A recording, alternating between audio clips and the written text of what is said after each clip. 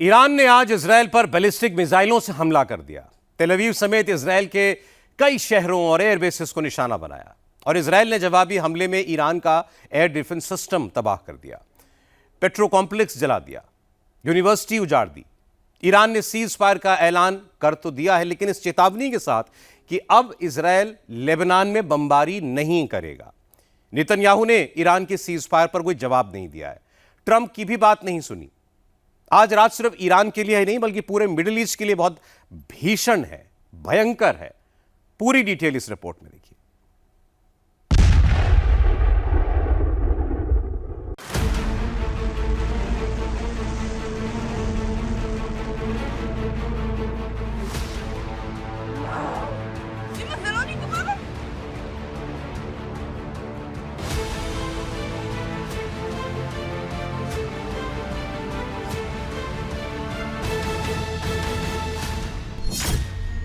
Netanyahu ने Trump की बात काट दी, तेहरान में तबाही मचा दी।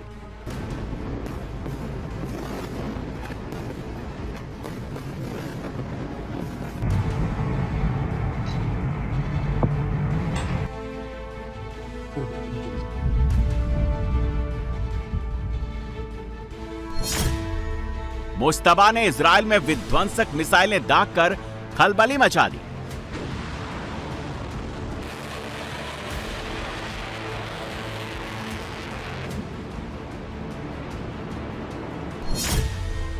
ईरान ने हिजबुल्लाह के लिए युद्ध विराम तोड़ दिया।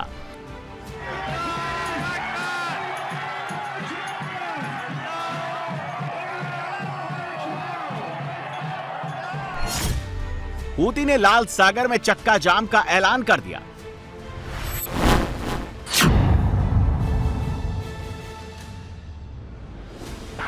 साठ दिन 1440 घंटे बाद खाड़ी में सीज फायर टूट गया। बम, मिसाइल, रॉकेट चलने लगे। पिछली बार 28 फरवरी को राउंड 1 का आगाज इजरायल ने किया था। इस बार 8 जून को राउंड 2 की शुरुआत ईरान ने की है।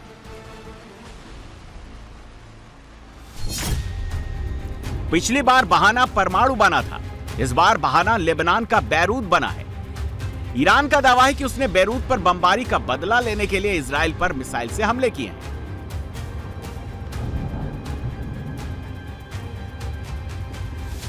यह पश्चिमी ईरान का करमनशाह शहर है।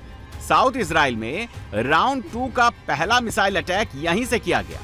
इजराइल से बैरूत का बदला लेने के लिए ईरान के करमनशाह शहर से कई मिसाइलें दागी गई। इस हमले का जश्न मनाने के लिए आईआरजीसी के सैकड़ों समर्थकों को मिसाइल लॉन्चिंग साइट के पास बुलाया गया था।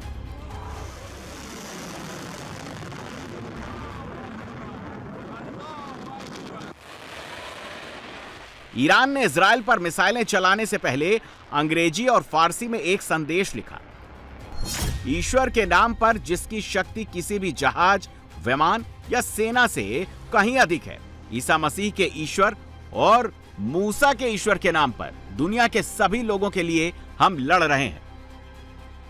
मुश्तबा जिस दुनिया की बात कर रहा है उसमें गाजा का हमास, लेबनान का हिजबुल्लाह सबसे खास है। ये बात खुद ईरान कह रहा है। इस बार इजरायल पर हमला लेबनान में हिजबुल्लाह के गढ़ पर हमले का बदला है। هدف قرار داده است. قبلا اخطار داده بودیم در صورت گسترش جنایت در ضاحیه بیروت اهدافی را در سرزمین‌های اشغالی مورد هجوم قرار می‌دهیم. ارتش صهیونیستی باید حملات خود به جنوب لبنان و ضاحیه را متوقف نماید و در صورت گسترش حملات خود به آن منطقه و یا پاسخ به اقدام ایران با ضربات کوبنده‌تر و پشیمان کننده روبرو و حملات ویرانگری علیه رژیم و حامیان آن آغاز خواهد شد و من نصر الا من عند الله العزیز الحکیم। ईरान ने इस बार इजरायल के शहरों में तबाही मचाने के लिए 2 वेव में बैलिस्टिक मिसाइलें लॉन्च की। रिपोर्ट के मुताबिक इजरायल पर 30 मिसाइलों से हमला किया गया। यमन के हूती आतंकवादियों ने 2 बैलिस्टिक मिसाइलें फायर की। एक मिसाइल को इजरायल के एयर डिफेंस ने हवा में मार गिराया। दूसरी मिसाइल टारगेट से काफी दूर जाकर गिरी। इजरायल में वेस्ट बैंक के ऊपर मुश्तबा की मिसाइलों का खौफनाक मंजर कैमरे में कैद किया गया। ईरान ने इस हमले को ऑपरेशन नस्र नाम दिया। IRGC ने पहले दिन इजराइल के 2 एयरबेस टेल नोफ और नेवातिम को निशाना बनाया। ऐसा करके ईरान ने इजरायली एयरफोर्स की ताकत को खत्म करने की कोशिश की। ये सैटेलाइट तस्वीरें इजराइल के नेवातिम एयरबेस की हैं। इसके दाईं तरफ वाले हिस्से में काफी ज्यादा ब्लैक स्पॉट है। दावा किया जा रहा है कि ये नेवातिम एयरबेस में काले धब्बे ईरान की बैलिस्टिक मिसाइलों के सटीक हमले से बने हैं। ईरान पर ताबड़तोड़ हवाई हमले के लिए इजराइल इसी बेस का ज्यादा इस्तेमाल करता है। ईरान ने दूसरे राउंड के युद्ध के पहले दिन इजराइल की राजधानी तेल अवीव, पोर्ट सिटी हाइफा, नजरेत, टिबेरियास और आफुला को निशाना बनाया। ईरान का दावा है कि उसने हाइफा में इजराइल के पेट्रोकेमिकल प्लांट्स को उड़ा दिया है। प्लांट को बैलिस्टिक मिसाइलों से टारगेट किया गया, जिससे प्लांट के एक हिस्से में आग लग गई।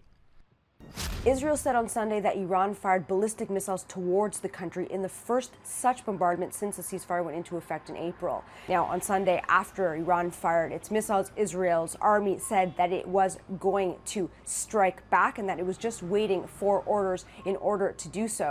President Trump said that he was not aware and did not coordinate Israel's strikes on Beirut on Sunday and told Iran to stop striking Israel and to return back to the negotiating table.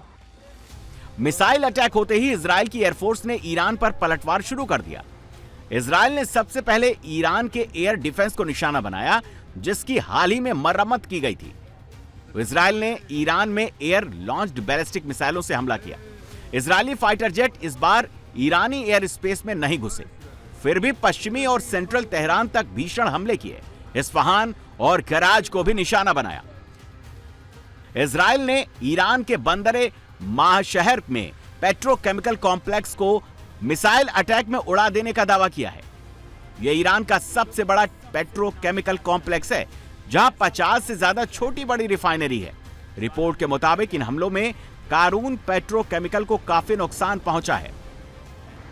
Israel का दावा है कि उसने Iran में 20 जगहों पर भारी तबाही मचाई है। सेंट्रल और वेस्टर्न ईरान में मिलिट्री टारगेट पर भी इजराइल ने बमबारी की है। तेहरान में एयर एंड स्पेस यूनिवर्सिटी पर भी इजराइल ने बमबारी की। इजरायली बमबारी में यूनिवर्सिटी कैंपस को काफी नुकसान हुआ है। कुछ देर पहले ईरानी आतंकवादी शासन ने इजरायली राज्य की सीमा पर मिसाइलें दागी। हम इसके लिए तैयार थे। रक्षा और आक्रमण दोनों ही दृष्टि से रक्षा बल पूरी तरह से तैयार थे। वायु रक्षा प्रणालियां पूरे देश में तैनात हैं। इस समय chief of defence staff forum के साथ स्थिति का आकलन कर रहे हैं और आगे की कार्रवाई की योजनाओं को मंजूरी दे रहे हैं।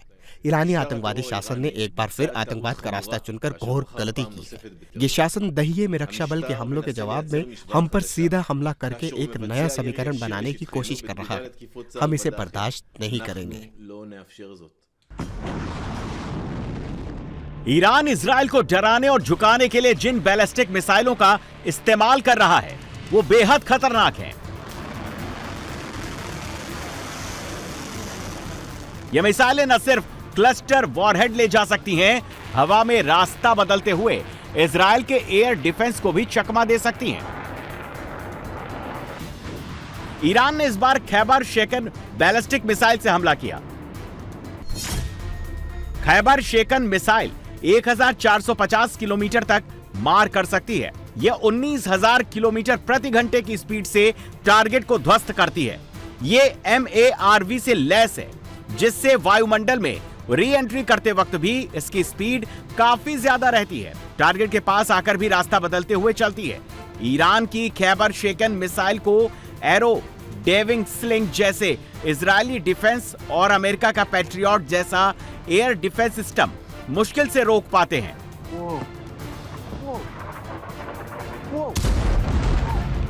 ईरान ने इस बार तेल अवीव को तबाह करने के लिए हाइपरसोनिक बैलिस्टिक मिसाइल फतेह 1 का इस्तेमाल किया।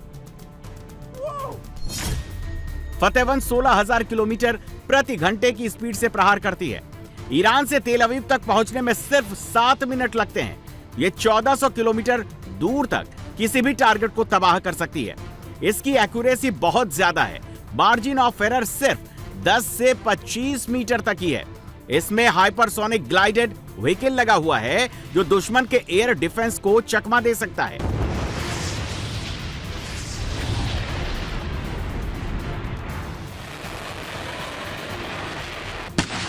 एक रिपोर्ट के मुताबिक ईरान के जखीरे में अभी 1000 के करीब बैलिस्टिक मिसाइलें बची हैं।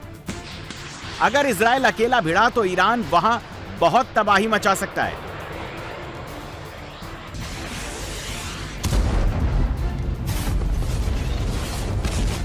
ट्रंप इस युद्ध में पड़ना नहीं चाहते, किसी तरह बचकर निकल जाना चाहते हैं। नेतन्याहू को अब सिर्फ ईरान से नहीं, एक्सिस ऑफ रेजिस्टेंस से लड़ना है।